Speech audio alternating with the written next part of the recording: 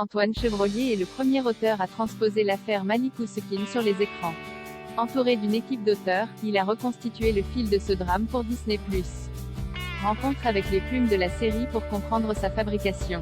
La première fois qu'Antoine Chevrollier, créateur de la série, entend le nom de Malik Oussekine, c'est en écoutant l'état assassine du groupe de rap Assassin.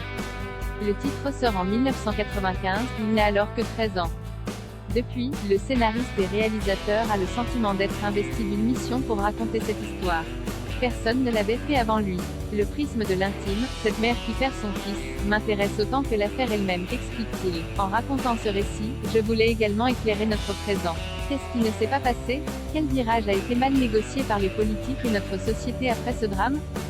S'entourer pour créer la sortie d'une telle série sur la plateforme de Disney est étonnant.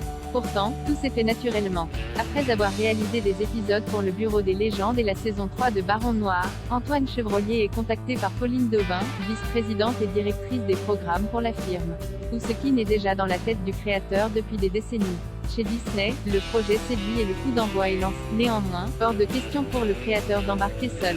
Pour raconter cette histoire, il veut plusieurs plumes, différents points de vue, d'autres sensibilités. Il crée donc une équipe.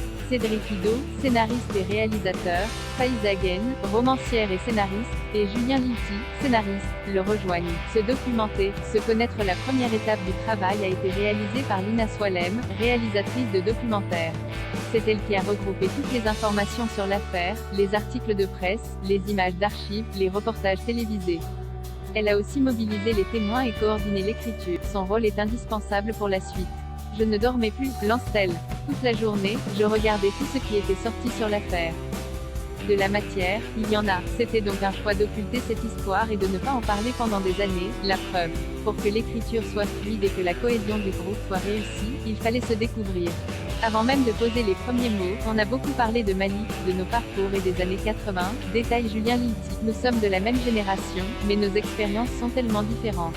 Accorder nos instruments, ça demande de la confiance, de la générosité et faire entrer l'autre à l'intérieur de soi. De son côté, Antoine Chevrollier a rencontré Mohamed, Benamar et Sarah Oussekine, les deux frères et la sœur de Malik. Grâce à eux, les scénaristes ont pu découvrir l'histoire de l'intérieur. Quant aux zones d'ombre, elles ont été s'organiser avant d'écrire. L'équipe se réunit autour d'une table tous les jours. Ils écrivent les axes principaux sur des feuillets post-it qu'ils collent au mur. À la fin de la journée, ils se racontent une nouvelle fois les épisodes, un par un. Progressivement, la matière est travaillée et la phase du scénario peut commencer. Quentin écrivait, les trois autres continuaient de travailler sur la structure et les trajectoires, fait savoir Antoine Chevrollier. Pendant l'écriture, et l'étape de la documentation ne s'arrête jamais. Les auteurs visionnent encore et toujours des extraits de journaux télévisés, des vieilles publicités et écoutent même d'anciens tubes pour s'imprégner de l'époque. Dans leurs échanges, chacun se laisse aller à l'intime. Tous dévoilent des moments de leur vie. Ils infusent cette sensibilité dans l'écriture des scènes. La séquence finale de l'épisode 1, lorsque la famille Oussekine se tient dans les bras, c'est quelque chose qui est vraiment arrivé à Cédric Ido, raconte Julien Lilti. Il y a beaucoup de nous tous dans la série. Faiza Ghen poursuit, c'est très déroutant. Parfois, intuitivement, on devinait presque certaines choses. Lorsque la famille a rencontré Antoine, ces éléments se sont confirmés. Avec Oussekine, les scénaristes espèrent remettre en lumière une histoire qui a porté tout un pays il y a près de 40 ans. Raconter et montrer pour ne plus que les choses se répètent.